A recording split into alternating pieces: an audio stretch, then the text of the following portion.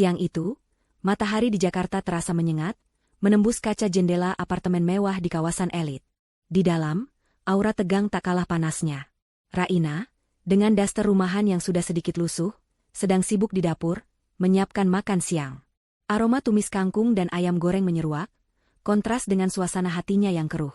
Di ruang tamu, Ardi, suaminya, duduk santai di sofa kulit mahal, matanya terpaku pada layar televisi yang menampilkan berita bisnis. Setelan jas mahalnya tergantung rapi di sampingnya, seolah baru saja dilepas dari tubuhnya yang selalu terlihat sempurna.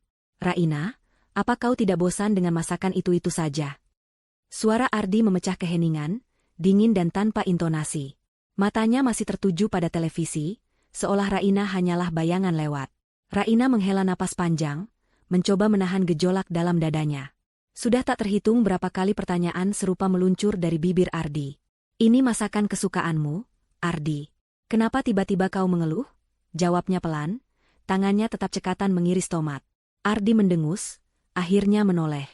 Sorot matanya tajam, penuh superioritas yang baru-baru ini semakin sering terpancar.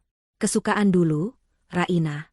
Dulu, saat kita masih sama-sama, di bawah. Sekarang, aku sudah akan melesat. Aku butuh asupan yang setara dengan posisiku. Ia menekankan kata, di bawah, dan, melesat, dengan nada yang menyakitkan. Jantung Raina mencelos. Lagi-lagi, Ardi. Semenjak santer terdengar kabar ia akan mendapatkan promosi besar di perusahaan multinasional tempatnya bekerja, sifat sombongnya semakin menjadi-jadi. Dulu, Ardi adalah pria sederhana yang ia cintai. Pria yang memujanya, yang merasa beruntung bisa menikahinya, seorang gadis yatim piatu tanpa sanak saudara. Atau, setidaknya itu yang Ardi tahu. Raina memang pandai menyembunyikan identitas aslinya. Ia adalah pewaris tunggal dari sebuah konglomerasi bisnis yang jauh lebih besar dari perusahaan tempat Ardi bekerja, sebuah rahasia yang ia jaga erat, bahkan dari suaminya sendiri. Maksudmu apa, Ardi? Raina mencoba menjaga suaranya tetap tenang, meskipun hatinya perih. Ardi berdiri, melangkah mendekat ke dapur, namun tidak sampai masuk. Ia berhenti di ambang pintu, menatap Raina dari atas ke bawah, seolah Raina adalah benda tak bernilai. Maksudku, Raina, kau harus mulai menyesuaikan diri. Lihat dirimu. Daster kusam, rambut seadanya. Kau seperti tidak peduli dengan statusku. Sebentar lagi aku akan jadi direktur pemasaran, Raina. Aku akan berinteraksi dengan orang-orang penting, kolega dari luar negeri. Kau pikir aku bisa membawamu ke acara-acara itu dengan penampilan seperti ini? Nada suaranya penuh penghinaan, seolah Raina adalah beban yang harus ia tanggung. Nyeri di hati Raina semakin menjadi. Ia mencengkeram pisau di tangannya. Andai Ardi tahu. Andai ia tahu bahwa Raina bisa membeli seluruh perusahaan tempatnya bekerja, bahkan tanpa berkedip. Andai ia tahu bahwa daster kusam ini adalah penyamaran yang ia pakai agar hidupnya bersama Ardi tidak terlalu mencolok, agar Ardi tidak merasa minder, agar ia merasa sebagai kepala rumah tangga yang sesungguhnya. Tetapi, kesombongan Ardi justru tumbuh subur di atas ketidaktahuannya itu. Aku bisa berubah, Ardi, jika memang itu yang kau inginkan. Katakan saja, Raina mencoba menawarkan solusi, meski harga dirinya terkoyak. Ia masih mencintai Ardi, atau setidaknya, mencintai sosok Ardi yang dulu. Ardi tertawa sinis.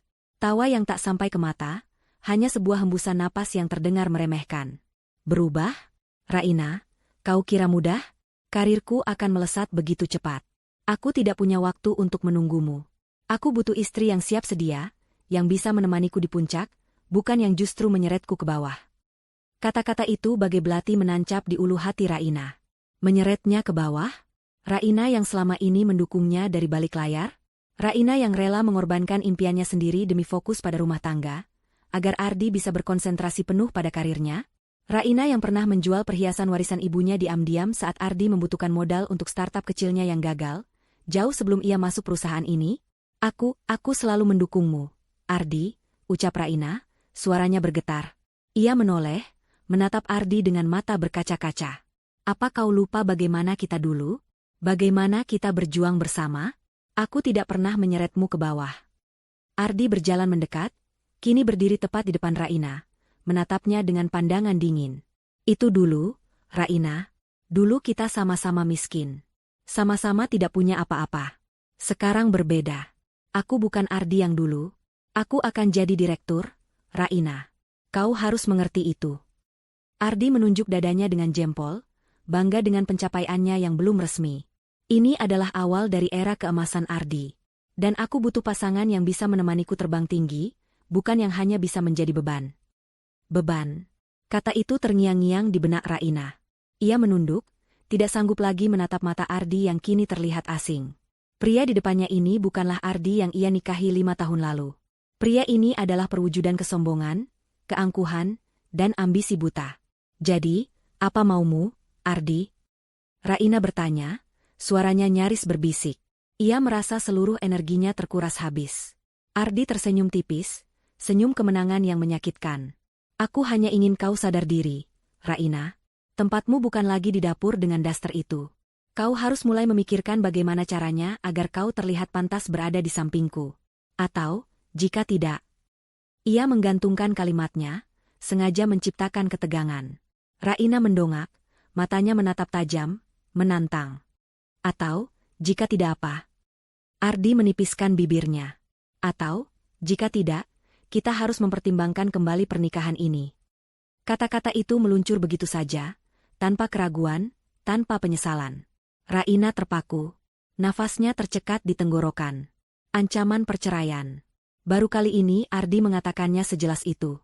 Selama ini, perdebatan mereka hanya berkutat pada ketidakpuasan Ardi, namun tidak pernah sampai pada ancaman pemisahan. Dunia Raina seolah runtuh dalam sekejap. Air mata yang sejak tadi ia tahan akhirnya menetes, membasahi pipinya. Kau serius, Ardi? Ardi mengangguk santai, seolah sedang membicarakan cuaca. Tentu saja. Aku tidak main-main. Karirku adalah segalanya bagiku. Aku sudah bekerja keras, berdarah-darah untuk sampai di titik ini. Aku tidak akan membiarkan siapapun, bahkan kau sekalipun, menghalangiku mencapai puncak. Raina menggelengkan kepala, tak percaya. Ini bukan lagi Ardinya. Ini adalah monster ego yang dibentuk oleh ambisi. Jadi, semua pengorbananku selama ini tidak berarti apa-apa bagimu. Ardi mengangkat bahu. Pengorbanan? Raina, semua orang berkorban untuk mencapai sesuatu. Tapi ada pengorbanan yang sepadan, ada yang tidak. Aku tidak butuh pengorbananmu yang membuatku terbebani. Hati Raina hancur berkeping-keping. Terbebani. Ia, istri sahnya, dianggap beban. Ia yang menjaga rumah tangga mereka, yang selalu ada untuknya, kini hanya seonggok beban yang menghambat ambisi suaminya. Rahasia besar yang selama ini ia simpan rapat, identitas aslinya sebagai pewaris tunggal perusahaan raksasa yang sahamnya, bahkan bisa membeli perusahaan tempat Ardi bekerja, kini terasa sangat membebani. Minggu-minggu berlalu setelah percakapan pahit di dapur itu, namun ketegangan di antara Raina dan Ardi bukannya mereda, justru semakin pekat. Ardi semakin sering pulang larut malam, dengan alasan rapat atau makan malam dengan kolega penting. Kata-kata yang keluar dari mulutnya pun semakin bernada perintah dan sindiran, nyaris tak ada lagi kehangatan yang dulu pernah ada. Raina tahu, ia sedang dipersiapkan untuk disingkirkan, atau setidaknya, ia merasa begitu. Raina sendiri tidak diam. Ia mulai melakukan hal-hal yang tidak pernah Ardi bayangkan. Diam-diam, ia menghubungi sekretaris pribadi ayahnya, Pak Wijoyo, yang kini mengelola sebagian besar aset dan bisnis keluarga. Ia meminta laporan keuangan terbaru, membaca dengan teliti setiap detail, dan mulai memahami seluk-beluk perusahaan yang suatu hari nanti akan menjadi miliknya. Ia menghabiskan waktu berjam-jam di perpustakaan pribadi di rumah warisan orang tuanya, mempelajari strategi bisnis, ekonomi makro, dan kepemimpinan. Fisiknya mungkin masih mengenakan daster rumahan, tetapi otaknya bekerja jauh lebih keras dari sebelumnya. Ia tidak akan tunduk pada kesombongan Ardi. Sore itu, ponsel Ardi berdering nyaring di meja ruang tamu. Ardi yang baru saja pulang, buru-buru meraihnya. Wajahnya yang tegang tiba-tiba berbinar. Raina, yang sedang menyiram tanaman di balkon, bisa mendengar samar-samar percakapan itu. Benarkah? Ya Tuhan, terima kasih banyak, Pak. Saya tidak tahu harus berkata apa. Suara Ardi bergetar penuh kegembiraan yang meluap-luap. Saya siap, Pak. Saya akan buktikan bahwa Bapak tidak salah memilih saya. Setelah Ardi menutup telepon, ia berteriak seperti orang kesetanan. Raina, kau dengar tidak? Raina. Raina masuk ke dalam, mengerutkan kening melihat Ardi yang sudah berdiri di tengah ruangan, dengan senyum selebar telinga. Rambutnya sedikit berantakan, dasinya melonggar, dan kemejanya keluar dari celana. Penampilannya sama sekali tidak mencerminkan sosok direktur yang selalu ia banggakan, namun euforianya tak terbendung. "Ada apa, Ardi? Kenapa kau berteriak seperti itu?" tanya Raina, berpura-pura tenang. Ardi melangkah cepat ke arah Raina, tangannya meraih bahu Raina dan mengguncangnya pelan. Matanya berkilat-kilat penuh kebahagiaan. Aku resmi, Raina. Aku resmi jadi direktur pemasaran. Hari ini, keputusan itu keluar. Aku sudah menandatangani kontraknya." Raina memaksakan senyum tipis. "Selamat, Ardi. Aku turut senang untukmu." Namun, ucapan selamat itu seolah tak cukup bagi Ardi. Ia melepaskan pegangannya, berjalan mondar-mandir di ruang tamu. "Senang? Kau hanya bilang senang? Raina, ini adalah puncaknya. Ini impianku. Aku sudah mencapai apa yang aku inginkan. Aku akan menguasai pasar. Aku akan membuat nama perusahaan ini berkibar di seluruh dunia. Dan aku akan menjadi legenda." Ia tertawa keras, tawa kemenangan yang bagi Raina terdengar begitu hampa. "Tentu saja aku senang, Ardi. Kau tahu aku selalu mendukungmu," ucap Raina lagi, mencoba menyentuh tangannya. Namun Ardi menepisnya, pandangannya tiba-tiba berubah, kembali dingin dan tajam. Euforia sesaat itu lenyap, digantikan oleh aura kesombongan yang lebih gelap. "Dukung? Kau selalu mendukungku? Aku ragu, Raina. Aku ragu kau bisa mendukungku lebih jauh dari ini." Jantung Raina berdegup kencang. Ia tahu, momen yang ia takutkan akhirnya tiba. Ardi berhenti melangkah, berdiri di hadapan Raina. Tangannya bersedekap, kepalanya sedikit mendongak, menatap Raina dari atas ke bawah, seolah Raina adalah makhluk rendahan. "Raina, kita harus bicara serius. Sangat serius." Raina menelan ludah. "Bicara apa, Ardi?" "Tentang kita," jawab Ardi lugas, tanpa basa-basi. "Tentang masa depan kita. Lebih tepatnya, masa depanku. Dan sejujurnya, aku tidak melihatmu ada di dalamnya." Lutut Raina terasa lemas. Ia sudah menduga ini, namun mendengarnya langsung dari bibir Ardi, dengan nada setegas itu, tetap terasa seperti tamparan keras. "Apa maksudmu?" Ardi mendengus. "Jangan pura-pura tidak mengerti, Raina. Kau tahu betul maksudku. Aku direktur pemasaran sekarang. Aku akan bergaul dengan para petinggi, para investor, para eksekutif kelas dunia. Aku akan menghadiri acara-acara penting, gala dinner, pertemuan di luar negeri. Dan kau, apa yang bisa kau berikan padaku?" Ia menunjuk Raina dengan jari telunjuknya, seolah menuduh. "Dastermu, masakan rumahmu, kebiasaanmu yang selalu di rumah saja. Itu semua tidak sepadan denganku lagi, Raina. Kau hanya akan menghambat karirku." "Menghambat?" Raina tak percaya dengan apa yang didengarnya. "Selama ini aku selalu berusaha menyesuaikan diri dengan segala keinginanmu, Ardi. Aku bahkan..." Raina hampir saja keceplosan tentang rahasia identitasnya, namun ia menggigit bibirnya, menahan diri. Ia tidak akan memberikannya kepuasan itu. Berusaha menyesuaikan diri saja tidak cukup, Raina.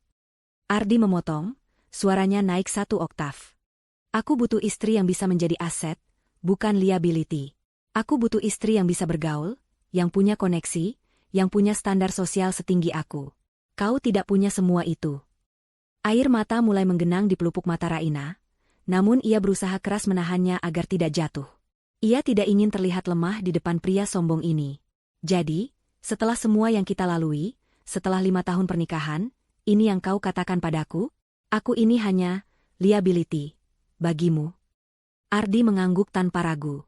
"Tepat sekali. Aku sudah mempertimbangkan ini masak-masak, Raina. Dan aku sudah mengambil keputusan." Ia menarik napas dalam-dalam, menghembuskannya perlahan, seolah sedang melakukan hal yang sangat berat, padahal tidak sama sekali. Aku ingin kita bercerai." Dunia Raina terasa berhenti berputar. Kata-kata itu, yang ia takutkan, kini diucapkan dengan begitu gamblang, begitu kejam. Seolah palu godam menghantam kepalanya. Dada Raina terasa sesak, napasnya tersendat. Ia memejamkan mata, berharap ini hanya mimpi buruk. Namun, saat ia membuka mata, wajah dingin Ardi yang penuh keputusan masih terpampang nyata di hadapannya. "Cerai?" Suara Raina hanya terdengar seperti bisikan, serak dan penuh kepedihan. "Ya, cerai," Ardi mengulangi, kini dengan nada yang lebih tegas, seolah untuk meyakinkan Raina dan dirinya sendiri. Aku sudah tidak bisa melanjutkan pernikahan ini. Aku butuh kebebasan untuk terbang lebih tinggi. Dan kau tidak akan bisa menemaniku di sana. Aku tidak akan membiarkanmu menjadi batu sandungan bagi kesuksesanku yang sudah di depan mata. Raina terhuyung mundur selangkah. Kepalanya pening. Sakit hatinya tak terlukiskan. Ia telah memberikan segalanya untuk pria ini. Ia mencintai Ardi dengan tulus. Bahkan rela menanggalkan identitas aslinya demi hidup sederhana bersamanya. Tapi kini, semua itu tak berarti apa-apa. Kau mencampakkanku, Ardi? Tanya Raina, air mata akhirnya tak terbendung, mengalir deras membasahi pipinya. Hanya karena kau jadi direktur. Bukan mencampakkan, Raina. Ini adalah langkah maju. Aku tidak ingin membuang-buang waktu lagi, jawab Ardi, suaranya tetap datar, tanpa empati. Lagi pula, aku yakin kau akan baik-baik saja. Kau kan punya tabungan sedikit dari warisan orang tuamu. Itu cukup untuk bertahan hidup, kurasa. Kata-kata itu bagai garam yang ditaburkan ke luka menganga di hati Raina. Ia, pewaris tunggal dari ratusan miliar, bahkan mungkin triliunan rupiah, dikasihani karena tabungan sedikit. Ironi itu begitu menusuk. Namun, justru ironi itulah yang membangkitkan sesuatu di dalam dirinya. Kemarahan yang selama ini tertahan, kini mulai membara. Setelah ancaman perceraian yang dilontarkan Ardi, suasana di apartemen mewah mereka berubah menjadi medan perang dingin. Ardi semakin jarang pulang, jikapun pulang, ia akan sibuk dengan ponselnya atau pekerjaannya, mengabaikan Raina seolah wanita itu tak kasat mata. Raina, di sisi lain, mulai menata hatinya yang hancur. Ia tahu bahwa Ardi tidak akan kembali pada sosoknya yang dulu. Keputusan Ardi sudah bulat, dan Raina harus mempersiapkan diri. Pagi itu, Ardi bersiap ke kantor dengan suasana hati yang cerah. Kemeja putihnya yang disetrika rapi, dasi sutra, dan arloji mahal melingkar di pergelangan tangannya. Ia bersenandung pelan saat menyemprotkan parfum. Raina memperhatikannya dari ambang pintu kamar. Ardi bahkan tidak repot-repot menyapa atau menoleh. Aku akan pulang larut malam, kata Ardi tanpa menoleh, memasukkan dompet dan kuncinya ke dalam tas kerja. Jangan menungguku. Baiklah, jawab Raina datar. Suaranya tak menunjukkan emosi apapun. Ia sudah terbiasa dengan kalimat itu. Ardi akhirnya menoleh, menatap Raina sekilas, seolah baru menyadari keberadaannya. Dan satu lagi, katanya, suaranya lebih lembut dari biasanya, namun tetap tanpa kehangatan. Aku sudah menemukan penggantimu. Jantung Raina berdesir. Ia sudah menduga akan ada orang ketiga, namun mendengarnya secara langsung tetap saja menyesakan. Ia mencoba menahan diri untuk tidak bereaksi. Penggantiku? Ardi tersenyum kecil, senyum yang menjijikkan bagi Raina. Ya, seseorang yang jauh lebih segar, lebih tulus, dan tidak matre. Seseorang yang bisa menemaniku di puncak, tanpa beban. Raina memejamkan mata sejenak, menelan kepahitan itu. Siapa dia? Kau tidak perlu tahu, jawab Ardi angkuh. Yang jelas, dia jauh berbeda darimu. Dia memahami ambisiku, dan dia tidak akan pernah menghambatku. Ia lalu pergi, meninggalkan Raina dengan 1000 pertanyaan dan hati yang semakin lara. Di kantor megah tempat Ardi bekerja, suasana sedang sangat sibuk. Promosi Ardi sebagai direktur pemasaran baru saja diumumkan secara internal, dan ia sedang menikmati sorotan perhatian dari para kolega dan bawahannya. Ia berjalan menyusuri lorong kantor dengan dada membusung, senyum puas terpampang di wajahnya. Saat ia melewati area cubikle karyawan, matanya terpaku pada seorang wanita muda yang sedang sibuk menyusun tumpukan dokumen. Rambutnya diikat rapi, wajahnya polos tanpa polesan make-up berlebihan, dan ia mengenakan blus sederhana berwarna pastel. Ada aura kesederhanaan dan kepolosan yang memancar darinya. Permisi, suara Ardi menginterupsi kesibukan wanita itu. Wanita itu mendongak, matanya yang besar dan hitam menatap Ardi dengan sedikit terkejut. Ya, Pak Direktur. Ardi tersenyum. Kau karyawan baru di divisi apa? Saya Melati, Pak, dari divisi keuangan. Baru 2 minggu di sini, jawab Melati, suaranya lembut dan sedikit bergetar, mungkin karena gugup berhadapan langsung dengan direktur baru. Melati. Ardi mengulang nama itu, merasa ada sesuatu yang menarik. Ada apa dengan berkas-berkas ini?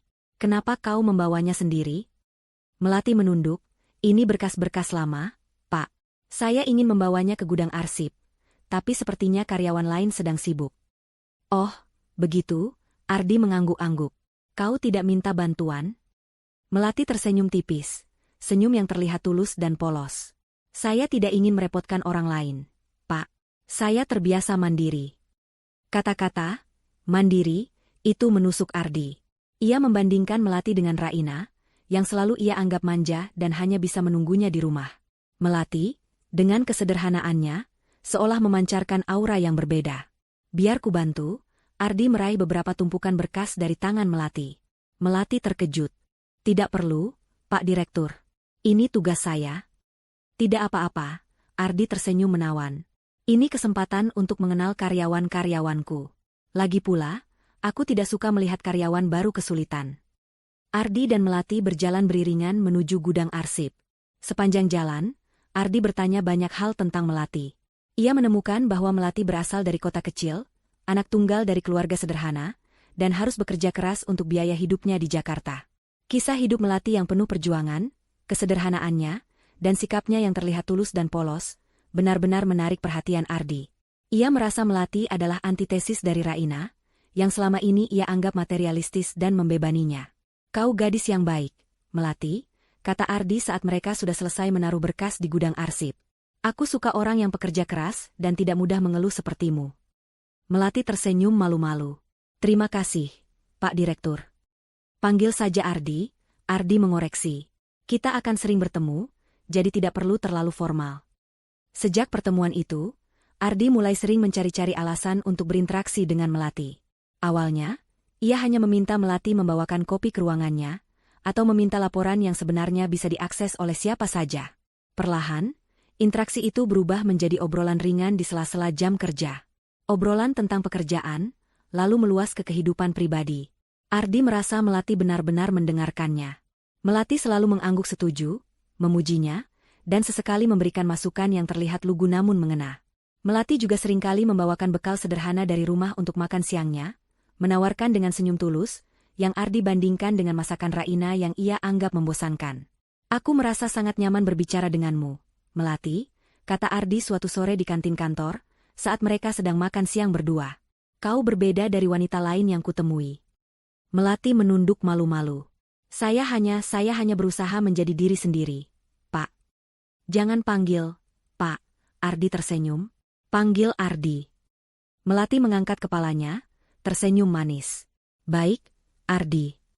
Melihat senyum Melati, Ardi merasa dunianya seolah lebih cerah. Melati adalah udara segar yang selama ini ia cari. Ia merasa Melati adalah pilihan yang lebih murni dan tulus dibandingkan Raina, yang menurutnya sudah terkontaminasi oleh kebosanan rumah tangga. Ardi tidak peduli bahwa ia masih berstatus suami Raina. Ia merasa dirinya berhak atas yang terbaik, dan menurutnya, yang terbaik itu adalah Melati. Di rumah, Raina merasakan perubahan itu. Ardi tidak hanya pulang larut, tapi juga seringkali terlihat lebih bahagia, lebih santai, dan selalu tersenyum saat menatap layar ponselnya. Raina tahu, ada seseorang di balik senyum itu. Ia mencoba mencari tahu, diam-diam melacak aktivitas Ardi, sampai ia menemukan sebuah foto di media sosial teman kantor Ardi. Foto Ardi yang sedang makan siang di sebuah restoran, dan di depannya, ada seorang wanita muda dengan senyum manis dan penampilan sederhana yang familiar. Raina mengenalinya. Ia adalah Melati, karyawan baru di divisi keuangan. Nyeri kembali menggerogoti hati Raina. Jadi, ini dia wanita, segar, yang Ardi maksud. Ia melihat Melati. Wanita itu memang terlihat sederhana, polos, dan tulus. Berbeda sekali dengan dirinya yang harus berpura-pura sederhana. Raina tahu, Ardi pasti sudah dibutakan oleh penampilan Melati yang pure itu, tidak menyadari bahwa kesederhanaan bisa saja hanyalah sebuah topeng. Pertengkaran hebat pun tak terhindarkan.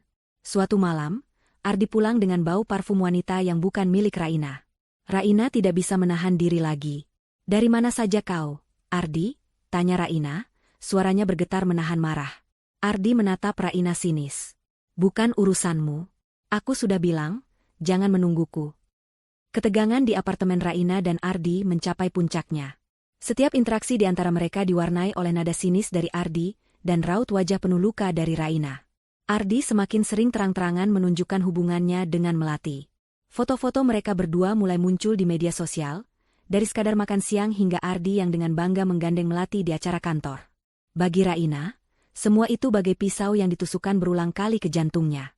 Suatu malam, Ardi pulang dengan senyum lebar di wajahnya, seolah ia baru saja memenangkan lotre.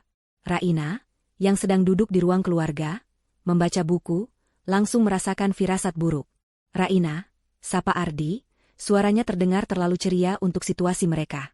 Ia duduk di sofa seberang Raina, menatapnya dengan pandangan yang entah kenapa terasa kasihan sekaligus meremehkan.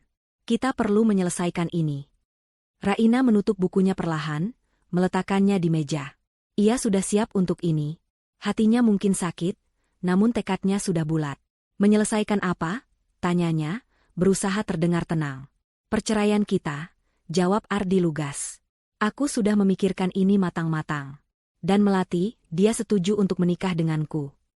Kata-kata itu bagai bom yang meledak di dalam diri Raina. Ardi tidak hanya selingkuh, ia juga sudah berencana menikahi wanita itu. Rasa sakit itu begitu dalam, namun anehnya, ada juga rasa lega. Lega karena ia tahu, ini adalah akhir dari penderitaannya di tangan Ardi. Begitu cepat? Raina bertanya, suaranya sedikit bergetar. Ardi tersenyum angkuh. Untuk apa menunda kebahagiaan? Melati adalah wanita yang tulus, dia tidak materialistis sepertimu. Dia mencintaiku apa adanya, bukan karena harta atau jabatan. Ia menekankan kata, sepertimu, seolah Raina adalah satu-satunya wanita matre di dunia. Dia bukan tipe yang meminta-minta barang mewah, atau menuntut hidup serba glamor. Dia hanya butuh cinta dan kenyamanan. Raina nyaris tertawa miris. Ardi tidak tahu betapa ironisnya kalimat itu. Kau yakin dia tidak materialistis? Tanyanya, menatap Ardi lekat-lekat. Tentu saja. Ardi membela.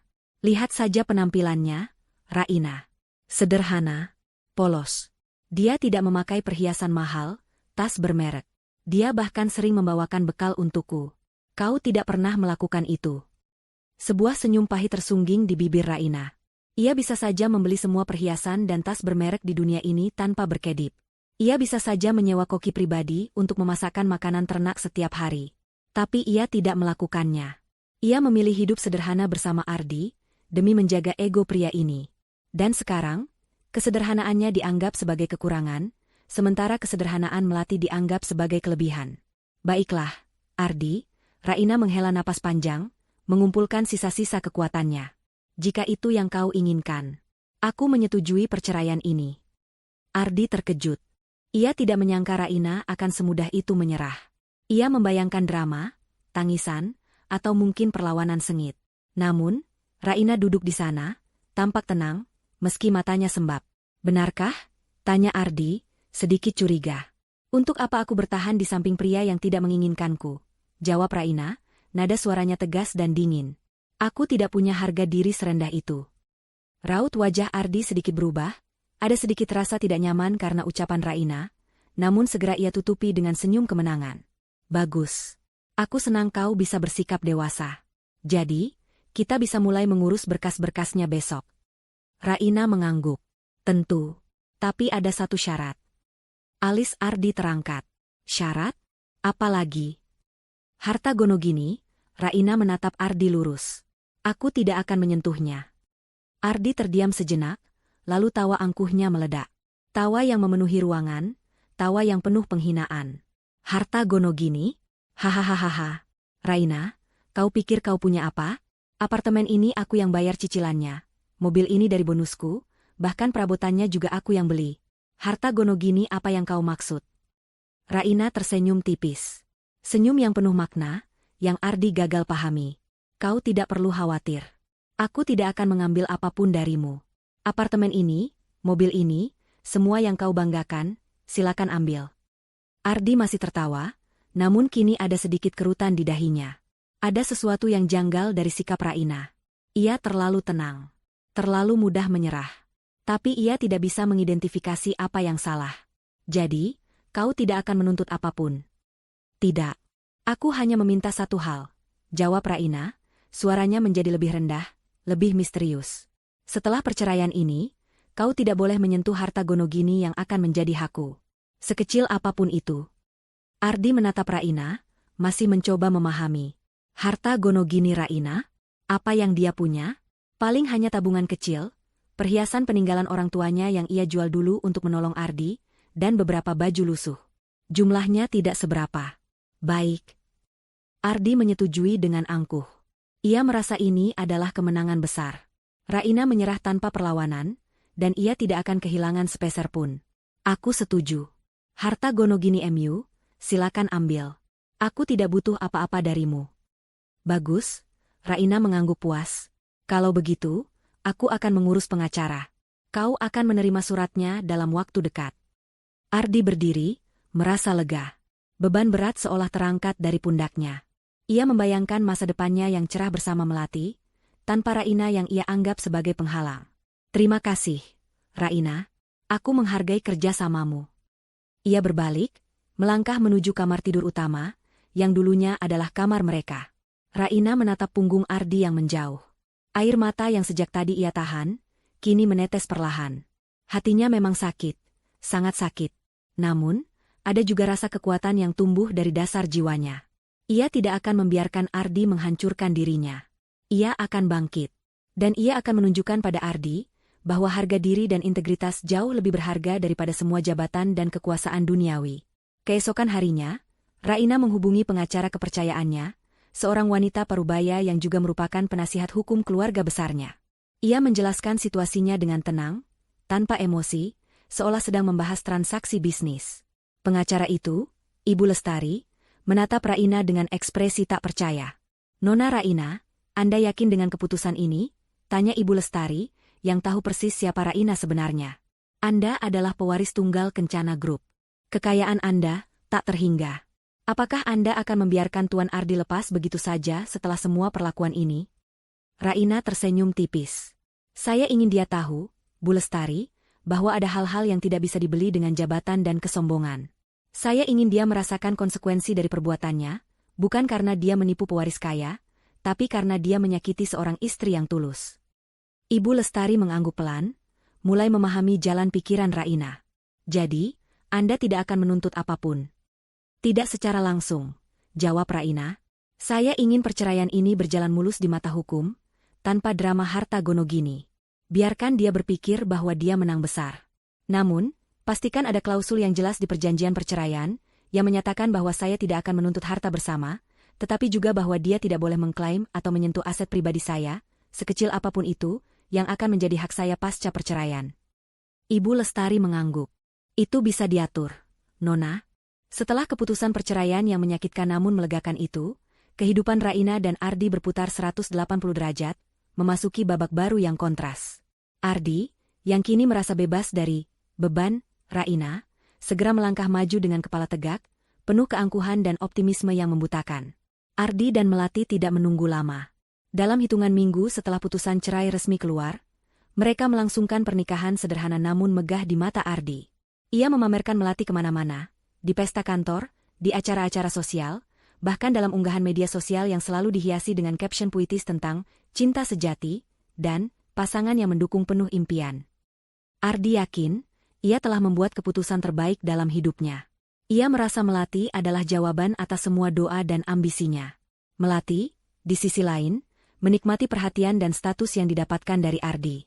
Ia dengan cepat beradaptasi dengan gaya hidup barunya, meskipun sesekali terlihat kikuk dalam balutan gaun-gaun mahal, atau saat harus berinteraksi dengan kolega-kolega penting Ardi. Namun, ia selalu tersenyum manis, memuji Ardi di depan umum, dan berpura-pura menjadi istri idaman yang sepenuhnya mendukung suaminya. Ardi, yang dibutakan oleh pujian dan penampilan polos Melati, tidak melihat sedikit pun celah dalam kepribadian barunya. Baginya, Melati adalah simbol kesuksesan barunya, bukti bahwa ia memang berhak mendapatkan yang terbaik. Mereka menempati apartemen yang dulunya ditempati Ardi dan Raina.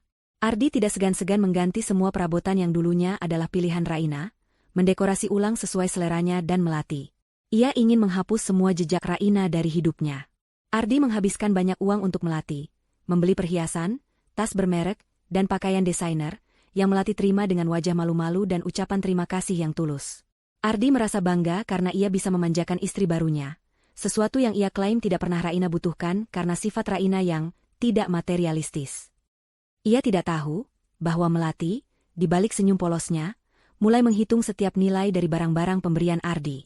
Di sisi lain kota, jauh dari gemerlap kehidupan Ardi dan Melati, Raina memulai kehidupannya yang sesungguhnya. Setelah perceraian, ia pindah kembali ke rumah warisan orang tuanya yang megah, sebuah properti yang dulunya ia rahasiakan keberadaannya dari Ardi. Rumah itu luas, dengan halaman belakang yang asri dan perpustakaan pribadi yang besar. Ini adalah tempat di mana Raina merasa paling menjadi dirinya sendiri. Ia tidak menghabiskan waktu dengan meratapi nasib atau dendam. Sebaliknya, Raina mengubah rasa sakitnya menjadi motivasi. Ia memutuskan untuk sepenuhnya menerima takdirnya sebagai pewaris Kencana Group. Pagi harinya, ia akan berolahraga, menjaga kebugaran fisik dan mentalnya.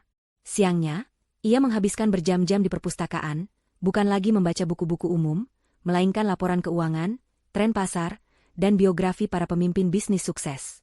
Ia belajar tentang merger dan akuisisi, tentang manajemen risiko, dan tentang kepemimpinan visioner.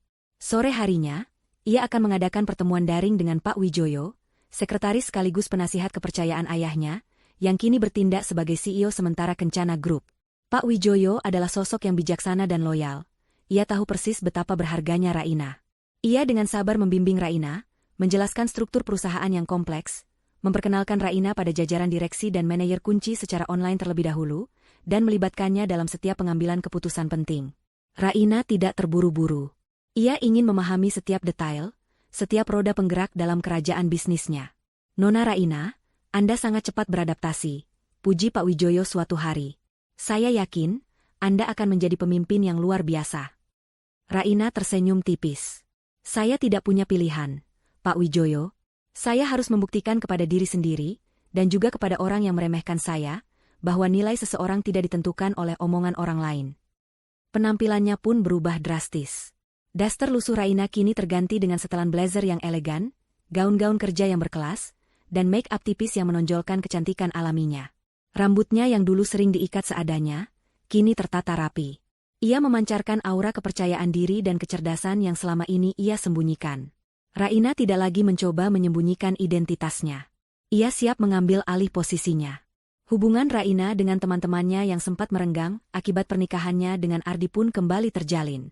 Teman-teman lamanya, yang mengetahui status aslinya, terkejut namun juga bangga melihat transformasi Raina. Mereka melihat tekad baja di mata wanita itu. Raina tidak berbicara banyak tentang Ardi, namun ia tidak bisa menyembunyikan rasa sakit yang masih ada.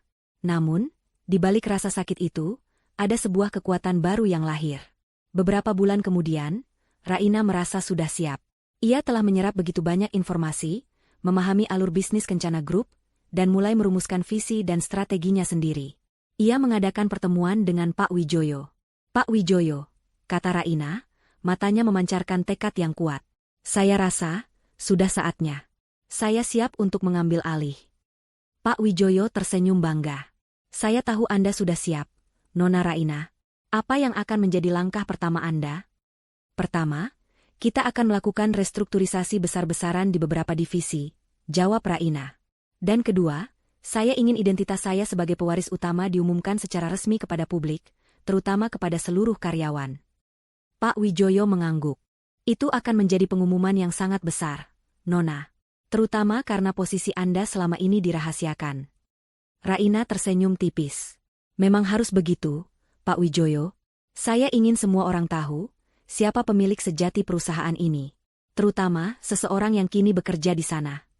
Ada kilat di mata Raina, kilat yang bukan lagi berisi dendam, melainkan keadilan dan harga diri yang akan segera ditegakkan.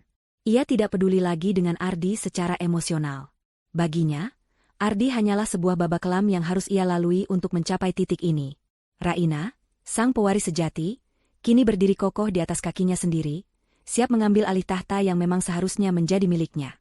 Ia tidak lagi peduli dengan apa yang Ardi pikirkan, tidak lagi mencari validasi dari pria itu. Fokusnya kini hanya pada satu hal, membuktikan bahwa ia adalah seorang pemimpin yang cakap, wanita yang kuat, dan bahwa ia bisa berdiri tegak setelah badai yang menerpanya. Hidup baru Raina telah dimulai, sebuah hidup yang penuh potensi dan kekuatan, jauh dari bayang-bayang kesombongan Ardi. Sejak Raina secara diam-diam mulai terlibat dalam operasional Kencana Group, perubahan mulai terasa, perlahan tapi pasti, di seluruh lini perusahaan. Beberapa bulan setelah perceraiannya, bahkan sebelum identitasnya diumumkan secara resmi, efek dari keputusan-keputusan yang diambil Raina bersama Pak Wijoyo sudah mulai tampak.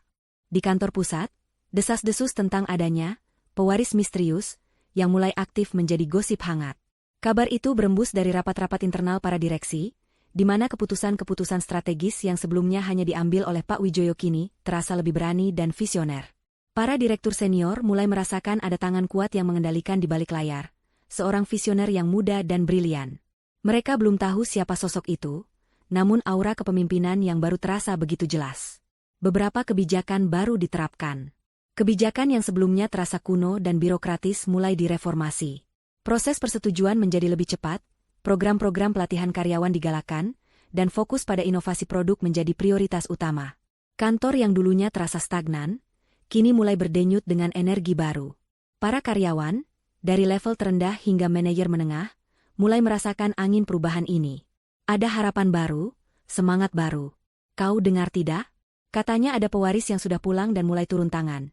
Bisik seorang karyawan di kantin, sambil melirik ke arah Ardi yang sedang makan siang dengan Melati. Iya, aku juga dengar.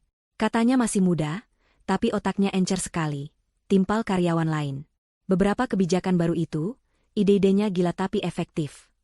Ardi, sebagai direktur pemasaran, tentu saja ikut merasakan perubahan ini. Awalnya, ia menyambutnya dengan antusias. Ia mengira itu adalah hasil dari kepemimpinannya sebagai direktur baru. Namun, seiring waktu, ia mulai merasa ada tekanan dan pengawasan yang lebih ketat dari pihak manajemen atas, terutama dari kantor pusat Kencana Group. Setiap proposal pemasaran yang ia ajukan, setiap kampanye yang ia rancang, harus melewati serangkaian peninjauan yang lebih ketat. Ada detail-detail yang harus ia penuhi, analisis data yang lebih mendalam, dan presentasi yang harus lebih meyakinkan. Ini jauh berbeda dari sebelumnya, di mana ia bisa bergerak lebih bebas.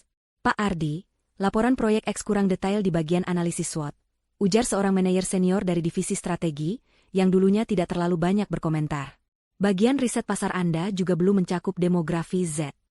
Ardi mengerutkan kening. Bukankah data yang kemarin sudah cukup lengkap, Pak? Manajer itu menggeleng. Arahan dari atas sekarang lebih ketat, Pak Direktur.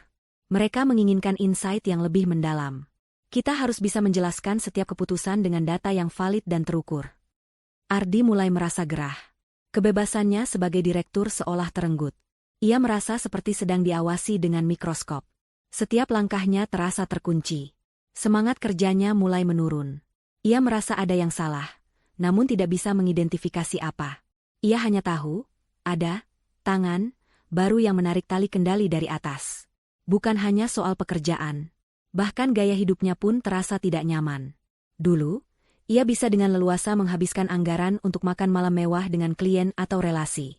Kini, setiap pengeluaran harus dijelaskan secara rinci, dengan bukti transaksi yang jelas, dan alasan yang kuat. Pak Ardi, untuk pengeluaran makan malam di restoran mewah ini, tolong berikan detail peserta dan tujuan spesifik yang berkaitan dengan peningkatan pendapatan perusahaan. Kata bagian keuangan dengan nada tegas, sesuatu yang belum pernah terjadi sebelumnya. Ardi merasa terpojok. Itu bagian dari networking. Pak, bagaimana saya bisa membangun relasi jika tidak dengan menjamu mereka di tempat yang pantas? Kami mengerti, Pak. Tapi manajemen baru mengharuskan transparansi penuh. Kami harus tahu bahwa setiap rupiah yang dikeluarkan memang efektif untuk perusahaan. Jawab staf keuangan tanpa ekspresi. Frustrasi Ardi memuncak. Ia mengeluh pada Melati saat mereka makan malam di luar. Aku tidak tahu apa yang terjadi di kantor. Ada seseorang yang gila kendali di atas sana. Semua proposal harus ditinjau ulang, pengeluaran diawasi ketat. Rasanya seperti bukan aku lagi yang memegang kendali penuh di divisi pemasaran. Melati, yang kini mulai terbiasa dengan gaya hidup mewah, hanya mengangguk-angguk sambil mengunyah makanannya. Mungkin itu cara mereka memastikan semuanya berjalan lancar. Sayang, kau kan direktur baru, wajar kalau diawasi. Wajar apanya? Ardi membanting garpu di piringnya. Aku ini direktur, Melati. Aku yang seharusnya menentukan arah. Ini seolah ada orang lain yang lebih berkuasa di atas sana, tapi tidak pernah menunjukkan diri. Melati hanya tersenyum tipis, tidak terlalu peduli. Yang penting baginya, Ardi masih bisa memberikannya apapun yang ia inginkan. Ardi mencoba mencari tahu. Ia bertanya-tanya kepada beberapa direktur senior. Ada apa dengan kebijakan-kebijakan baru ini, Pak? Apakah ada CEO baru yang belum diumumkan? Para direktur senior hanya tersenyum misterius. Ada waktunya kau akan tahu, Ardi. Yang jelas, kita semua harus mengikuti arahan dari atas.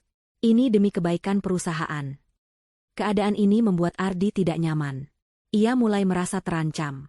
Posisinya sebagai direktur, yang dulu ia banggakan, kini terasa seperti sangkar emas. Ia selalu merasa ada mata yang mengawasinya, ada bayangan yang mengikutinya. Aura kebebasan dan kekuasaan yang dulu ia rasakan, kini perlahan terkikis. Ardi bahkan sempat menghubungi beberapa koneksinya di perusahaan lain, bertanya-tanya apakah mereka mendengar desas-desus tentang Kencana Group.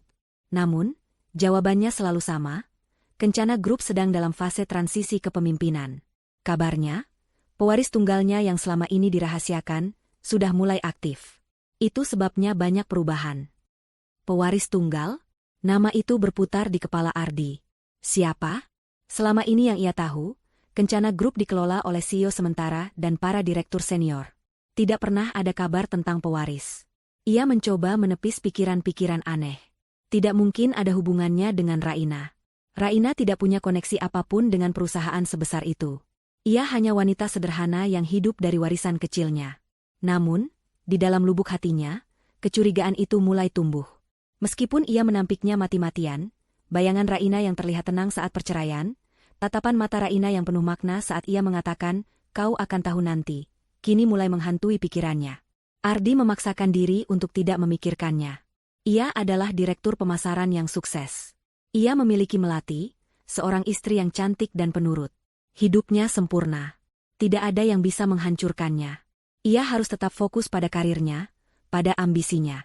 Namun, setiap pagi saat ia memasuki kantor, ia merasakan tekanan itu. Setiap rapat, ia merasa ada mata yang mengawasinya. Setiap keputusan yang ia ambil, ia tahu akan dianalisis dengan ketat oleh tangan tak terlihat dari atas. Puncak kesombongan Ardi mulai diuji. Ia tidak tahu bahwa ujian sesungguhnya baru akan dimulai. Dan ia tidak tahu bahwa tangan tak terlihat itu adalah tangan yang pernah ia cengkeram erat, lalu ia campakkan begitu saja. Perubahan di Kencana Group semakin intens, dan Ardi mulai merasa sangat tidak nyaman. Tekanan dari manajemen atas terasa mencekik, dan desas-desus tentang pewaris misterius yang aktif di balik layar semakin kencang berembus di koridor-koridor perusahaan. Ardi, dengan sifat dasarnya yang penuh kecurigaan dan paranoid, tidak bisa lagi mengabaikan keanehan ini. Setiap kali ada rapat penting dengan jajaran direksi dan manajer senior, Ardi selalu merasakan kehadiran yang aneh. Ada aura yang familiar, namun ia tidak bisa memastikan siapa atau dari mana asalnya.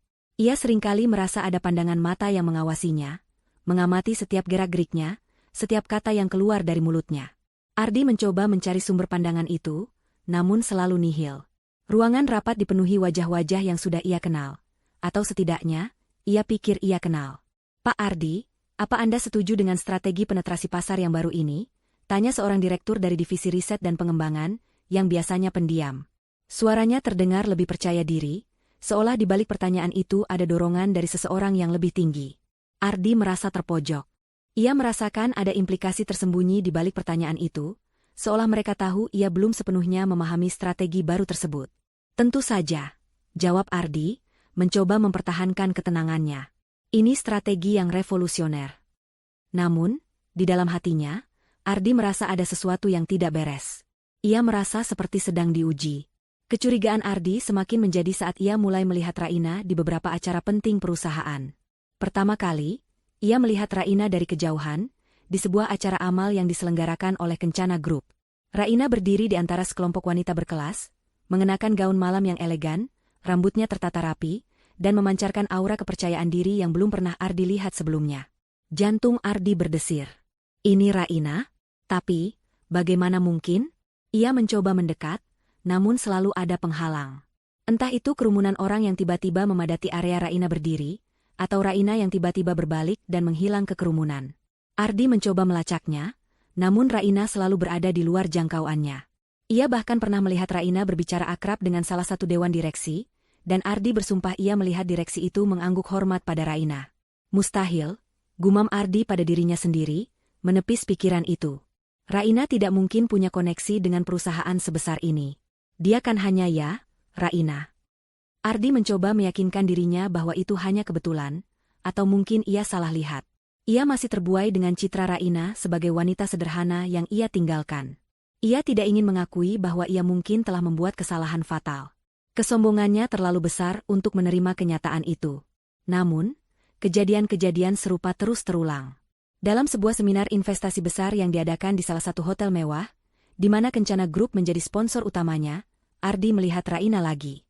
Kali ini, Raina duduk di barisan depan, di antara para investor kakap dan petinggi perusahaan lain. Ia tampak serius mendengarkan presentasi, sesekali mengangguk, dan bahkan sesekali mencatat sesuatu di tabletnya. Wajahnya yang dulu sering muram kini memancarkan kecerdasan dan fokus. Ardi menatapnya dari kejauhan, di barisan belakang.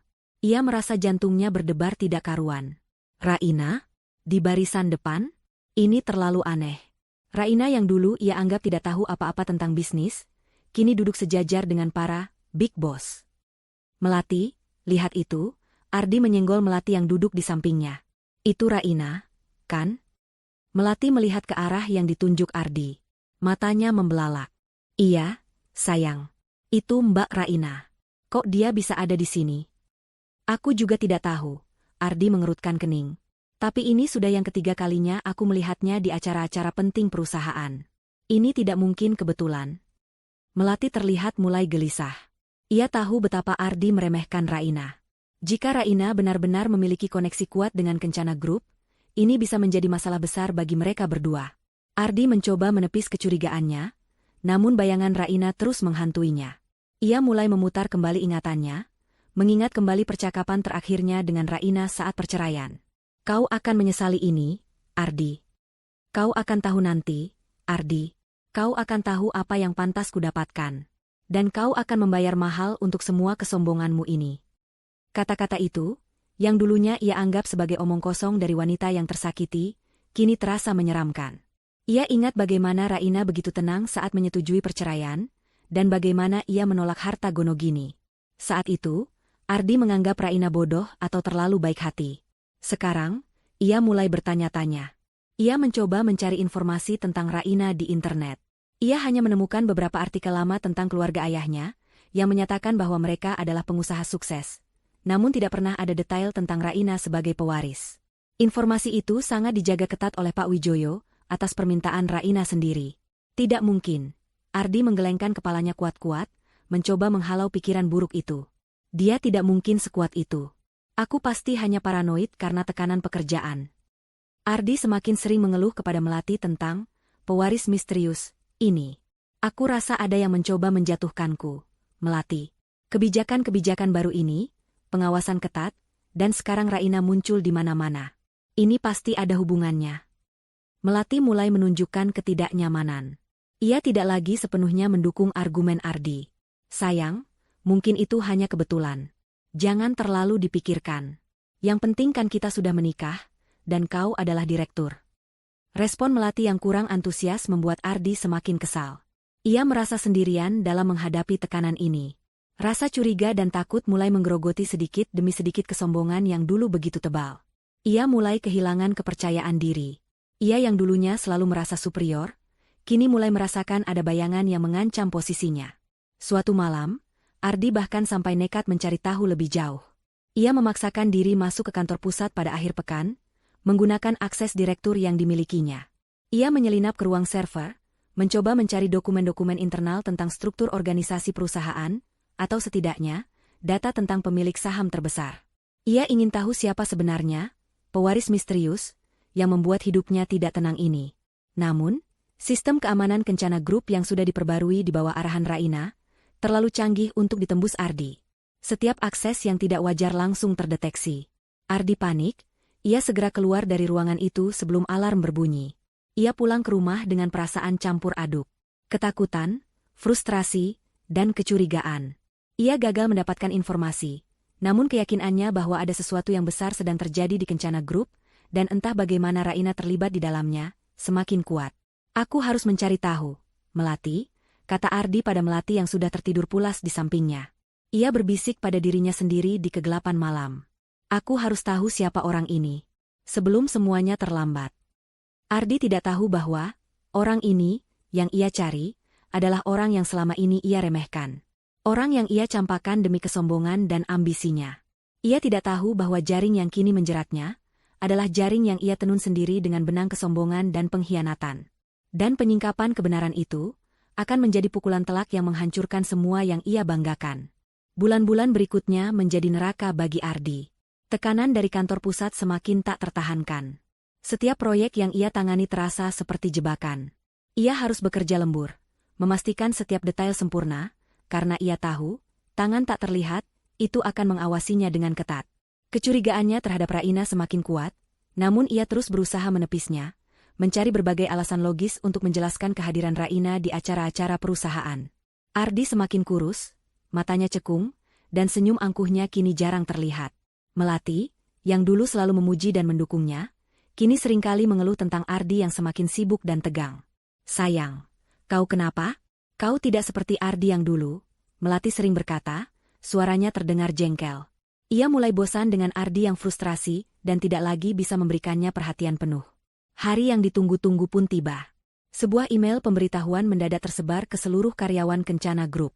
Rapat umum pemegang saham akan diadakan untuk mengumumkan CEO baru perusahaan.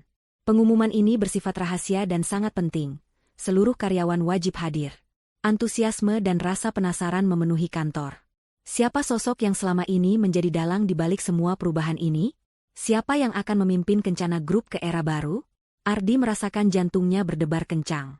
Firasat buruk menyelimuti dirinya. Ia mencoba menenangkan diri, meyakinkan bahwa ini hanyalah CEO baru yang akan menggantikan Pak Wijoyo. Namun, di dalam lubuk hatinya, ia merasakan ada sesuatu yang lebih besar dari sekadar pergantian jabatan biasa. Ia teringat kembali semua keanehan, semua tatapan misterius, dan terutama, penampakan Raina di acara-acara penting. Ardi datang ke aula pertemuan kantor pusat bersama Melati, yang kini juga terlihat agak tegang. Aula itu sudah penuh sesak. Para direktur senior, manajer, dan seluruh staf berkumpul, membicarakan siapa CEO baru yang akan diumumkan. Ardi dan Melati mengambil tempat duduk di barisan tengah. Lampu di aula meredup. Suara riuh mereda, digantikan oleh keheningan yang mencekam. Sebuah sorot lampu menyoroti panggung. Pak Wijoyo, CEO sementara, melangkah maju ke podium, wajahnya memancarkan senyum yang penuh rahasia. "Selamat pagi, Bapak dan Ibu sekalian," suara Pak Wijoyo menggelegar melalui mikrofon. "Hari ini adalah hari yang sangat bersejarah bagi Kencana Group. Setelah melalui masa transisi yang dinamis, kami dengan bangga mengumumkan pemimpin baru kita." Ardi mengepalkan tangannya. Jantungnya berdebar semakin kencang. Ia mencoba menebak-nebak siapa sosok itu. Beberapa nama direktur senior terlintas di benaknya. Sosok ini adalah seorang visioner muda, yang telah dibimbing sejak lama untuk memimpin perusahaan ini ke tingkat yang lebih tinggi. Beliau telah menunjukkan kapasitas dan integritas luar biasa, serta pemahaman mendalam tentang visi dan misi Kencana Group. Pak Wijoyo berhenti sejenak. Tatapannya menyapu seluruh ruangan, seolah mencari seseorang. Matanya berhenti di barisan tengah, tempat Ardi duduk. Ardi merasakan tatapan itu menusuknya. "Tanpa berlama-lama lagi," lanjut Pak Wijoyo, "dengan segala hormat, saya persembahkan kepada Anda semua, CEO baru Kencana Group, Nona Raina Ayu Lestari." Dek! Dunia Ardi runtuh dalam sekejap. Namanya disebut. Nama itu? Raina? Tidak mungkin. Semua mata di aula menoleh ke arah panggung, tempat sebuah pintu samping kini terbuka. Dengan gemuruh sorak-sorai dan tepuk tangan yang memekakan telinga, Raina melangkah keluar. Ia mengenakan setelan blazer berwarna biru tua yang elegan, rambutnya ditata rapi, wajahnya memancarkan ketenangan dan kepercayaan diri yang luar biasa. Senyumnya tipis, namun penuh kekuatan. Ia melangkah anggun ke podium, mengambil alih mikrofon dari Pak Wijoyo, yang kini tersenyum bangga di sampingnya. Ardi terpaku di kursinya.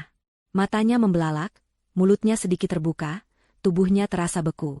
Ia berusaha mencerna apa yang baru saja ia lihat dan dengar. Raina? CEO baru? Pewaris misterius itu? Adalah Raina? Mantan istrinya? Melati di sampingnya juga sama terkejutnya. Wajahnya pucat pasi, matanya membulat sempurna. Ia mencengkeram lengan Ardi kuat-kuat. "Sayang itu Mbak Raina," bisiknya, suaranya bergetar. Ardi tidak bisa menjawab. Pikirannya kosong. Semua kepingan puzzle yang selama ini ia tepis, kini menyatu dengan sempurna, membentuk gambaran yang paling menakutkan bagi egonya. Kehadiran Raina di acara-acara perusahaan, tatapan aneh dari para direktur, pengawasan ketat, semua itu masuk akal sekarang. Raina adalah pewaris. Raina adalah pemilik sebenarnya dari kerajaan ini. Dan ia, Ardi, adalah direktur pemasaran di bawah kepemimpinan mantan istrinya sendiri. Di panggung, Raina mulai berbicara. Suaranya terdengar jelas, percaya diri, dan berwibawa. Selamat pagi, Bapak dan Ibu sekalian. Saya Raina Ayu Lestari. Saya berdiri di sini hari ini bukan hanya sebagai CEO baru Kencana Group, tetapi juga sebagai bagian dari keluarga besar perusahaan ini. Saya ingin mengucapkan terima kasih atas kepercayaan yang diberikan kepada saya. Saya berkomitmen untuk membawa Kencana Group menuju masa depan yang lebih inovatif, berkelanjutan, dan sukses. Setiap kata yang keluar dari bibir Raina, bagaikan palu godam yang menghantam Ardi. Ia mengingat kembali semua penghinaannya. Daster kusam, rambut seadanya. Kau seperti tidak peduli dengan statusku. Aku butuh istri yang siap sedia, yang bisa menemaniku di puncak, bukan yang justru menyeretku ke bawah. Kau hanya akan menghambat karirku. Aku yakin kau akan baik-baik saja. Kau kan punya tabungan sedikit dari warisan orang tuamu. Itu cukup untuk bertahan hidup, kurasa. Semua kata-kata itu kini berbalik, menusuknya tajam. Tabungan sedikit? Warisan yang tidak seberapa? Raina adalah pemilik Kencana Group, salah satu konglomerasi terbesar di negara ini. Ardi telah mencampakkan berlian demi seonggok kerikil yang ia anggap emas. Rasa malu, penyesalan, dan ketakutan menyelimuti Ardi. Keringat dingin mulai membanjiri dahinya. Ia merasa seluruh pandangan di ruangan itu tertuju padanya, menertawakannya, meremehkannya. Meskipun sebenarnya, semua orang terlalu sibuk dengan kehadiran Raina untuk memperhatikan Ardi. Ia mencoba mencari alasan. Ini pasti mimpi. Ini tidak nyata. Tapi suara Raina yang begitu nyata, gemuruh tepuk tangan yang begitu keras, dan sorot lampu yang begitu terang, meyakinkannya bahwa ini adalah kenyataan pahit yang harus ia telan. Di podium, Raina menyelesaikan pidatonya dengan anggun. Ia tidak menatap Ardi secara langsung. Namun Ardi merasa bahwa setiap kata yang ia ucapkan, setiap tatapan yang ia berikan pada audiens, adalah sebuah pernyataan tanpa suara yang ditujukan kepadanya. Mari kita bersama-sama membangun masa depan Kencana Group yang lebih gemilang. Tutup Raina, disambut tepuk tangan riuh yang seolah tak ada habisnya. Ardi merasa kakinya lemas. Ia ingin lari, bersembunyi, menghilang dari hadapan semua orang. Kesombongannya yang dulu begitu menjulang tinggi, kini runtuh berkeping-keping, menjadi debu yang tak berarti. Ia telah meremehkan seseorang yang jauh di atasnya. Ia telah menendang orang yang bisa memberinya segalanya, demi ambisi buta dan keangkuhan sesaat. Melati yang di sampingnya, kini melepaskan cengkeramannya, menatap Ardi dengan tatapan dingin. Ia menyadari sepenuhnya kesalahannya. Ia telah memilih pria yang salah. Pria yang dulunya ia pikir adalah tangga menuju kemewahan, kini hanyalah direktur biasa di bawah kendali mantan istrinya sendiri. Pengumuman itu bagaikan petir di siang bolong bagi Ardi. Setelah Raina mengakhiri pidatonya dan turun dari podium, aula riuh rendah dengan ucapan selamat dan tepuk tangan. Namun, di tengah keramaian itu, dunia Ardi terasa sepi dan hancur. Ia masih duduk terpaku, keringat dingin membanjiri dahinya. Wajahnya yang pucat kini berganti merah padam karena malu. Matanya terus menatap ke arah Raina yang kini dikelilingi oleh para direktur dan tokoh penting perusahaan, menyalami mereka dengan senyum anggun. Sayang ini tidak mungkin, bisik Melati di sampingnya, suaranya parau dan penuh ketakutan. Cengkeraman tangannya di lengan Ardi semakin erat. Bagaimana bisa Mbak Raina, dia? Ardi tidak bisa menjawab. Otaknya lumpuh. Sifat sombongnya yang dulu begitu melekat dan membara, kini berubah menjadi ketakutan yang mencekam dan penyesalan yang mendalam. Penyesalan yang jauh lebih pahit daripada racun. Ia menyadari kesalahannya yang fatal. Ia telah mencampakkan berlian demi kerikil, mengusir bidadari dari rumahnya demi seorang wanita yang kini, di matanya, tampak biasa saja dan bahkan mulai menjengkelkan. Aku harus pergi, Ardi berbisik, suaranya serak. Ia tidak sanggup lagi berada di sana, di tengah keramaian yang seolah menertawakan kebodohannya. Ia merasa semua mata tertuju padanya, menghakiminya. Tapi, sayang, bagaimana ini? Melati panik. Ia melihat Ardi, bukan lagi sebagai tangga menuju kehidupan mewah, melainkan sebagai pria yang baru saja dipecundangi oleh mantan istrinya sendiri. Mimpi-mimpinya tentang kehidupan enak sebagai istri direktur kini hancur lebur. Ia mulai membayangkan Ardi akan kehilangan segalanya, dan itu berarti ia juga akan kehilangan kenyamanan yang sudah didapatkannya. Ardi tidak peduli dengan Melati. Ia hanya ingin kabur. Dengan susah payah, ia bangkit dari kursinya, tubuhnya gemetar. Ia berjalan terhuyung-huyung keluar dari aula, menerobos kerumunan orang yang masih sibuk mengagumi sosok Raina. Melati buru-buru mengikutinya. Mereka tiba di parkiran kantor. Ardi langsung masuk ke mobilnya, membanting pintu dengan keras. Melati menyusul masuk, wajahnya masih pucat. Apa yang akan kita lakukan, sayang? Melati bertanya, suaranya kini mulai dipenuhi tuntutan. Kau direktur pemasaran, dia CEO. Bagaimana bisa kita kerja di bawah dia? Ardi membanting setir. Diam, Melati. Jangan banyak bicara. Ia menyalakan mesin mobil dan melaju pergi dengan kecepatan tinggi, meninggalkan area parkir yang masih ramai. Sepanjang perjalanan pulang, hening mencekam menyelimuti mobil. Ardi memacu kendaraan dengan ugal-ugalan, pikirannya berkecamuk. Gambar-gambar penghinaannya kepada Raina berkelebat di benaknya. Kau hanya akan menghambat karirku. Aku tidak butuh istri yang hanya bisa menjadi beban. Tabunganmu hanya sedikit. Aku butuh istri yang sepadan denganku. Dan kini, Raina ada di puncak. Jauh di atasnya. Mengendalikan seluruh perusahaan, termasuk Ardi sendiri. Ini adalah karma yang paling brutal yang pernah ia bayangkan. Setibanya di apartemen, suasana tegang itu pecah. Ardi membanting kunci di meja, lalu duduk di sofa dengan wajah kusut. Melati berdiri di depannya, tangannya bersedekap, ekspresinya berubah dari panik menjadi marah. Jadi, ini rencanamu? Melati memulai, suaranya tajam. Kau bilang dia wanita biasa, tidak punya apa-apa. Kau bilang dia hanya akan menghambatmu. Tapi sekarang, dia CEO. Dia pemilik perusahaan ini. Kau sudah membohongiku. Ardi mendongak, matanya menatap Melati tajam. Aku tidak membohongimu. Aku sendiri tidak tahu. Aku juga ditipu. Ditipu? Atau terlalu sombong untuk melihat kenyataan? Balas Melati, suaranya meninggi. Kau selalu membanggakan dirimu, direktur ini, direktur itu. Tapi ternyata kau hanya bawahan mantan istrimu sendiri. Bagaimana bisa kau begitu bodoh, Ardi? Kata, bodoh, itu menusuk harga diri Ardi yang sudah hancur. Jaga bicaramu, Melati. Kau pikir ini salah siapa? Tentu saja salahmu. Melati menunjuk Ardi dengan jari telunjuknya. Kau yang menceraikan wanita itu. Kau yang bilang dia tidak sepadan. Kau yang bilang aku lebih baik. Sekarang apa? Sekarang aku harus jadi istri bawahan dari mantan istrimu? Nada suaranya penuh rasa jijik dan penyesalan yang terlambat. Ia tidak menyesali Ardi, ia menyesali pilihannya. Ardi berdiri, wajahnya memerah padam. Jadi, sekarang kau menyalahkanku? Kau tidak tahu apa-apa, Melati. Aku sudah berkorban banyak untukmu. Berkorban? Melati tertawa sinis. Kau bilang berkorban? Kau berkorban demi ambisimu sendiri, Ardi. Kau pikir aku tidak tahu kau mendekatiku karena aku terlihat polos dan gampang diatur? Kau pikir aku tidak tahu kau hanya ingin memamerkan bahwa kau bisa mendapatkan wanita yang lebih muda dan lebih segar? Pengakuan Melati itu seperti tamparan keras bagi Ardi. Ia memang mendekati Melati karena alasan-alasan dangkal itu. Ia memang ingin memamerkan bahwa ia bisa mendapatkan yang lebih baik dari Raina. Kini, kenyataan itu menghantamnya telak. Kau sama saja dengan yang lain, Melati. Ardi menuduh, suaranya bergetar. Kau hanya melihat hartaku, jabatanku. Kau tidak tulus. Tentu saja aku tidak tulus. Melati membentak, air mata mulai menggenang di matanya, air mata kekecewaan pada masa depan yang pupus. Kau kira aku mau menikah denganmu hanya karena cinta buta? Aku butuh jaminan hidup. Aku butuh kenyamanan. Aku pikir kau adalah pria sukses yang akan membawaku ke puncak. Tapi ternyata kau hanya pria sombong yang buta.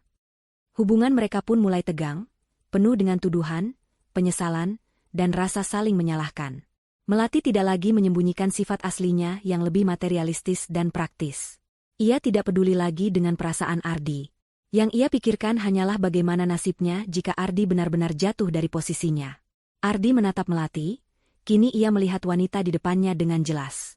Wajah yang ia anggap polos kini terlihat keras dan penuh perhitungan.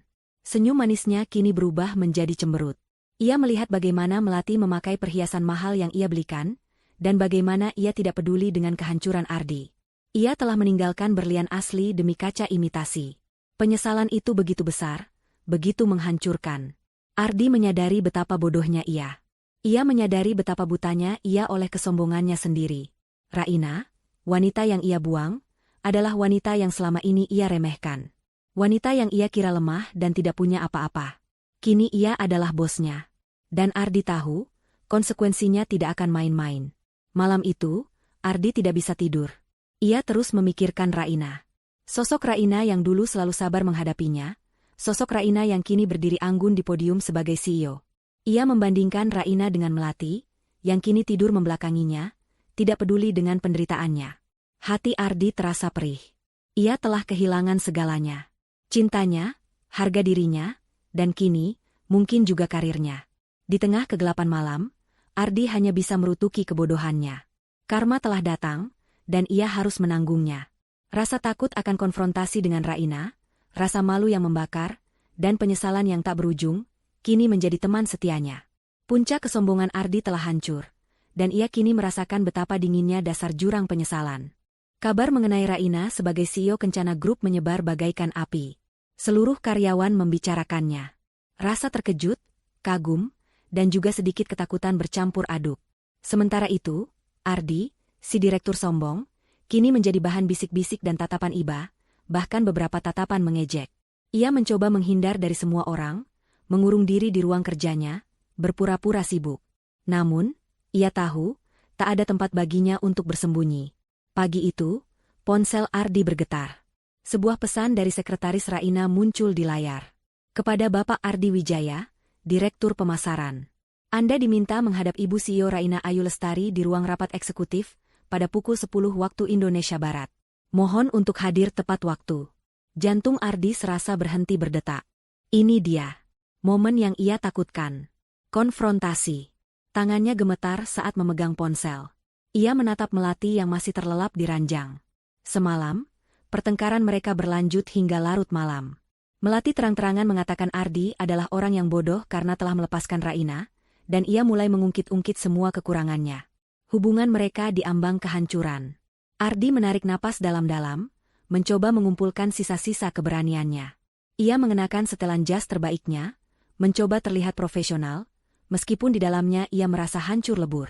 Tepat pukul 10 WIB, Ardi tiba di depan ruang rapat eksekutif, yang dulunya sering ia gunakan untuk memamerkan diri. Pintu kayu mahoni itu terasa begitu berat. Ia mengetuk pelan, lalu membukanya perlahan. Di dalam, Raina sudah duduk di kursi kepala meja rapat. Meja yang sangat panjang dan mewah. Di sampingnya duduk Pak Wijoyo, yang menatap Ardi dengan tatapan datar. Ruangan itu terasa begitu besar, dan Ardi merasa begitu kecil. Aura Raina begitu berwibawa, memancar dari setiap gerak-geriknya. Ia tidak lagi mengenakan gaun formal, melainkan setelan celana abu-abu yang pas di tubuhnya, memperlihatkan sosok yang ramping namun kuat. Rambutnya diikat ekor kuda, memperlihatkan wajahnya yang kini lebih tegas dan cantik. "Selamat pagi, Ardi," sapa Raina, suaranya tenang, tanpa emosi, namun penuh otoritas. Ia tidak tersenyum. "Silakan duduk." Ardi melangkah masuk, merasakan kakinya gemetar. Ia duduk di salah satu kursi di seberang Raina, menjaga jarak sejauh mungkin. Ia bahkan tidak berani menatap mata Raina secara langsung. "Terima kasih, Bu CEO," Ardi tergagap. Raina mengangguk. "Saya memanggil Anda ke sini bukan untuk hal lain, melainkan untuk membahas kinerja Anda sebagai Direktur Pemasaran." Jantung Ardi berdegup kencang.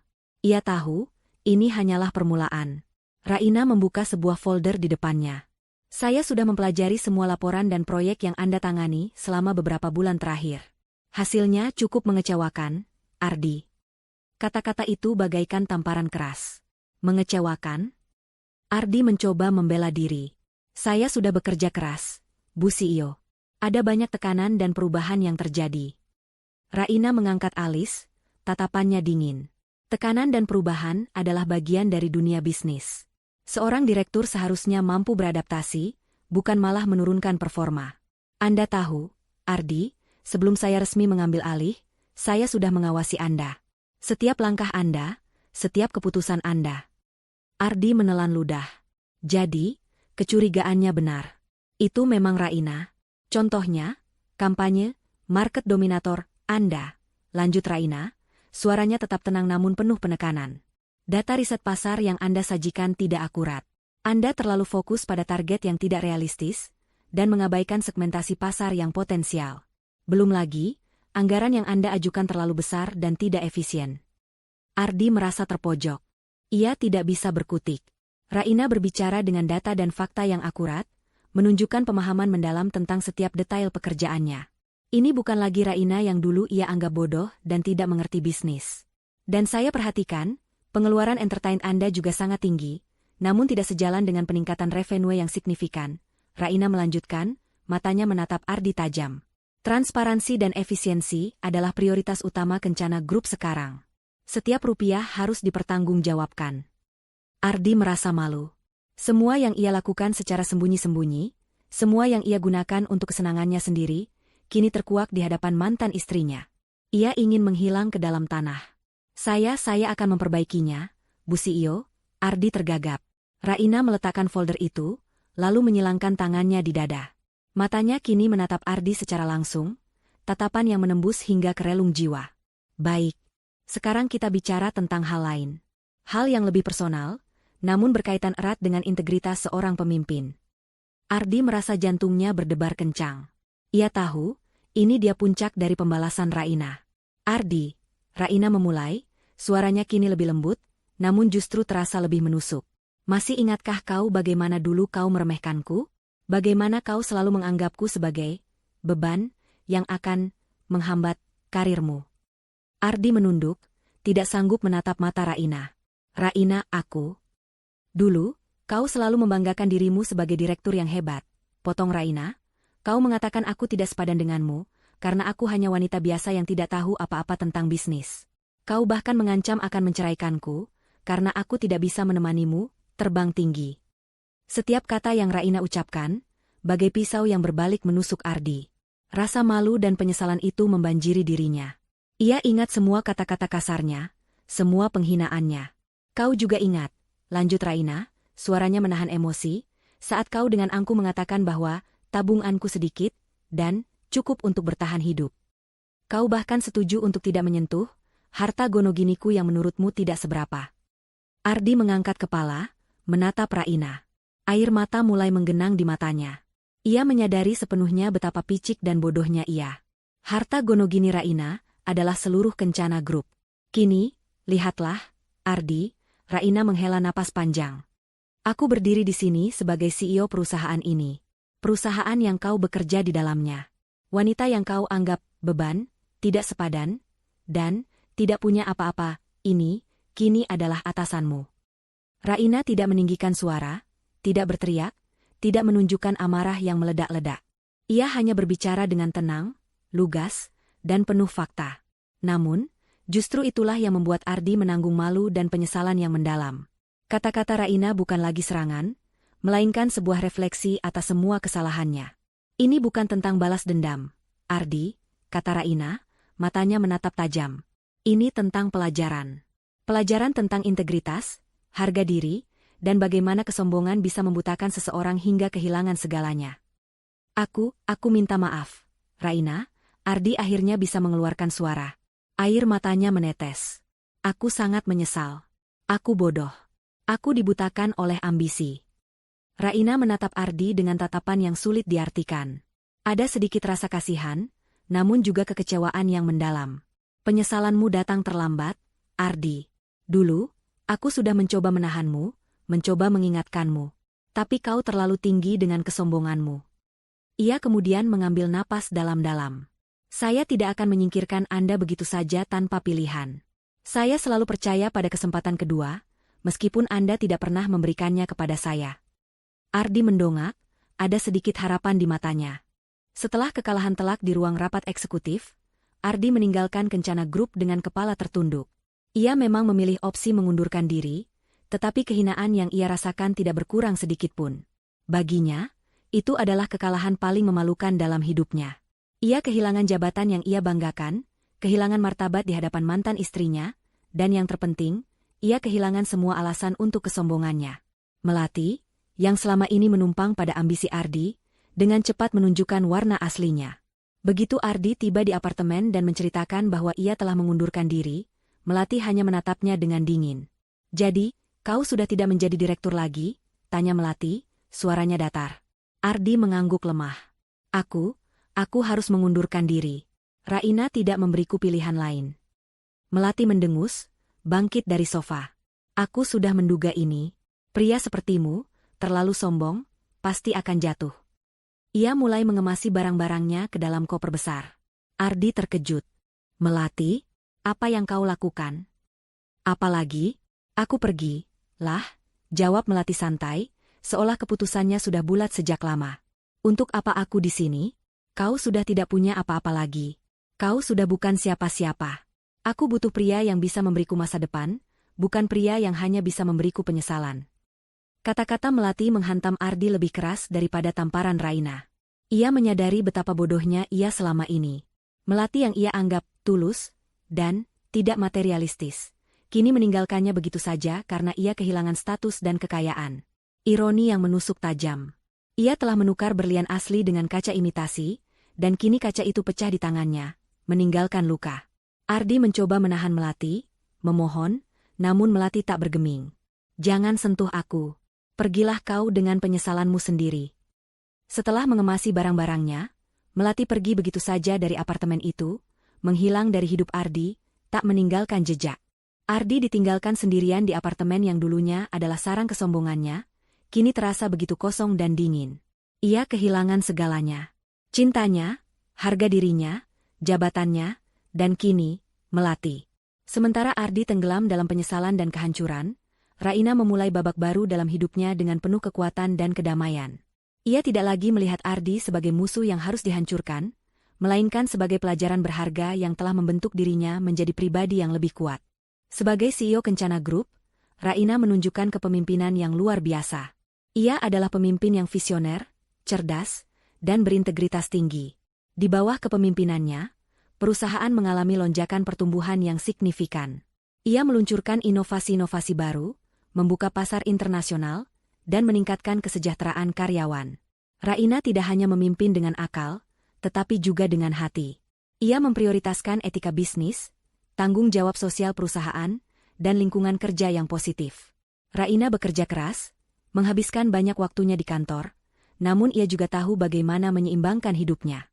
Ia masih menyempatkan diri untuk berolahraga, membaca buku, dan menghabiskan waktu berkualitas dengan orang-orang terdekatnya yang selalu mendukungnya. Ia tidak lagi mencari validasi dari orang lain. Ia telah menemukan kedamaian dan kebahagiaan sejati dalam dirinya sendiri, dalam pekerjaannya, dan dalam kontribusinya kepada masyarakat. Ia berhasil membuktikan bahwa nilai seseorang tidak ditentukan oleh harta atau jabatan yang sementara, melainkan oleh kekuatan karakter dan integritas. Ia menunjukkan bahwa ia bisa bangkit dari kehancuran, mengubah luka menjadi kekuatan, dan menjadi pemimpin yang disegani. Beberapa tahun kemudian, Kencana Group di bawah kepemimpinan Raina menjadi salah satu konglomerasi paling disegani di Asia. Raina Ayu Lestari dikenal sebagai CEO muda yang brilian, seorang wanita inspiratif yang mampu membawa perusahaannya meraih kejayaan. Kisah hidupnya, meski tidak pernah ia umbar, menjadi inspirasi bagi banyak orang.